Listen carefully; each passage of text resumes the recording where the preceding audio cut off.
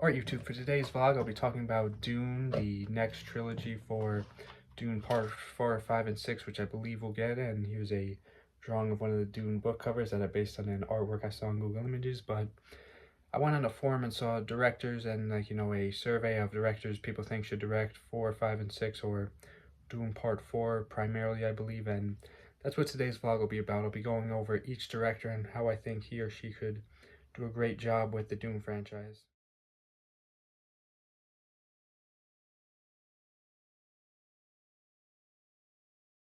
So although I have not seen the movie Hellboy, I know Guillermo del Toro directed it, and I've heard good things about it, but I also saw his movie Frankenstein and Shape of Water, which both had terrific effects and interesting stories, which is perfect for the Dune franchise, although I know that doesn't really say much, like practical effects and interesting stories, because be said about many things, but he definitely brings a lot to the table, so I could see him doing a good job with Dune Part 4. And of these picks, this is my personal favorite one, Christopher Nolan. I also drew this other Dune book cover that I'm really proud of. So I think Nolan, although it would be a little off-brand, as I don't believe he's directed many sci-fi movies per se, so would definitely be a different genre, but I'm sure he could tackle it perfectly with the cinematography. And he's no stranger to creating great stories, even if many of them are somewhat realistic but also somewhat not realistic. So I don't think we should see like a realistic Dune, because that doesn't really make sense, but I think his cinematography is perfect, and I've said this countless times just already in this vlog, that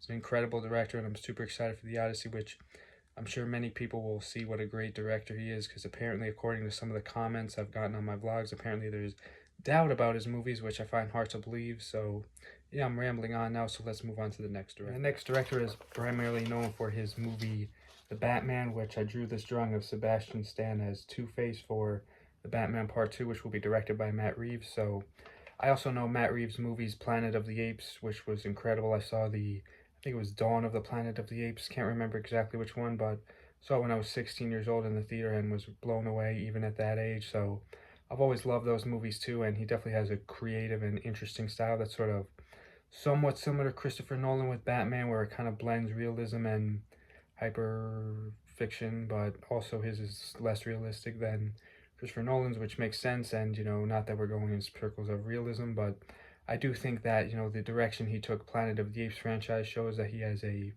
good understanding of pre-existing franchises and pre-existing movies that you could at least pick up on. And the Batman is of course an example of that. So overall, if he's the director of Dune Part 4, no complaints from me. Next up, we have Chloe Zhao for Dune Part 4, Children of Dune, who I admit I'm not terribly familiar with her work, but when I searched it up, I did see Hamnet was one of the movies she's directed, and some other ones, but that was the biggest one that stood out to me. Although I have yet to see it, I have heard terrific things about it, and what I get the impression of that movie is that it's based on an old book by Shakespeare, and has great sort of the feelings of relatability and humanity sort of kind of vibe to it, with sort of less sci-fi but more like the dialogue and the sort of family bonding aspect, which yeah, I didn't see the movie, so obviously I can't say too much. And here's another look at Children of Dune. So I will say that based on that movie alone, and unfortunately since I'm not terribly familiar with a lot of her other work, I can't say too much, but I'm sure she could take the franchise in a great direction. Next up, here's Fade Rowther. We have Alex Garland, who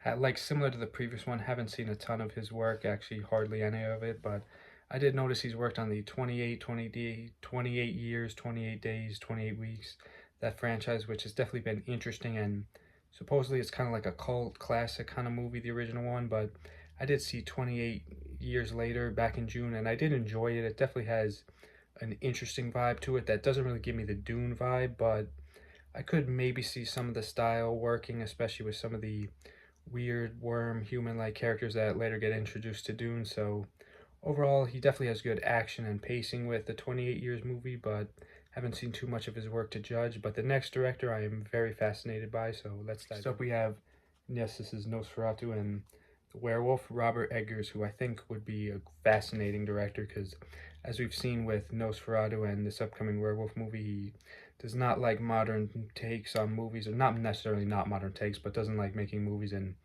modern world, which makes sense, because although Dune is somewhat murky because somewhat realistic world like relatability, but also probably takes place in a galaxy far far away, wink. But I definitely could see him doing a good job with sort of the makeup and effects, and his overall horror-like style could be useful to many of the Dune franchise.